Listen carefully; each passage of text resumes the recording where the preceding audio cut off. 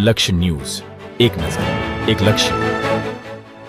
શ્રી સરસ્વતી પ્રાથમિક વિદ્યા મંદિર થાનગઢમાં આજે શનિવાર હતો એટલે આનંદદાયી શનિવાર. આ દિવસે શાળાના પ્રાંગણમાં એક અનોખો ઉત્સાહ છવાયેલો હતો. ધોરણ 6 થી 8ના વિદ્યાર્થીઓ માટે કલા મહોત્સવ અંતર્ગત ફ્રૂટ વેજીટેબલ ફેસ્ટિવલ ડેકોરેશન સ્પર્ધાનું આયોજન કરવામાં આવ્યું. પ્રતિભાનો રંગમંચ. બાળકો તેમના ઘરેથી જાત જાતના રંગબેરંગી શાકભાજી, તાજા ફળો લઈને આવ્યા. ભાઈઓ અને બહેનોના ચહેરા પર એક અદ્ભુત ચમક હતી. સૌ દીદીઓના માર્ગદર્શન મુજબ પોતાની કલ્પનાઓને વાસ્તવિકતા ઉતારવા તૈયાર હતા. નાના નાના હાથોએ ચાકુ અને કટરની મદદથી શાકભાજી અને ફળોને કાપી અવનવા આકારો આપવાનું શરૂ કર્યું. કોઈએ ગાજર અને મૂળામાંથી ગણપતિ બાપાની સુંદર આકૃતિ બનાવી તો કોઈએ ટામેટા અને કાકડીમાંથી રંગબેરંગી ફૂલોના બગીચાઓ સજાવ્યા. અમુક બાળકોએ સફરજન અને દ્રાક્ષનો ઉપયોગ કરી મનમોહક પક્ષીઓ અને ભૌમિતિક આકારોની રચના કરી. વિવિધ ડીશોમાં શાકભાજી અને ફળોની સુંદર સજાવટથી જાણે દરેક પ્લેટ એક કલાત્મક કેનવાસ બની ગઈ હતી.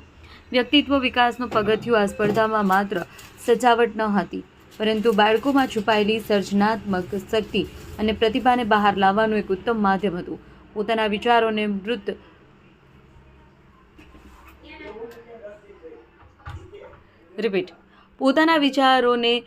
મૂર્ત સ્વરૂપ આપવાનો હતો. રંગો અને આકારોથી સમજ કેળવવાનો અને આત્મવિશ્વાસ વધારવાનો એક સુંદર પ્રયાસ હતો.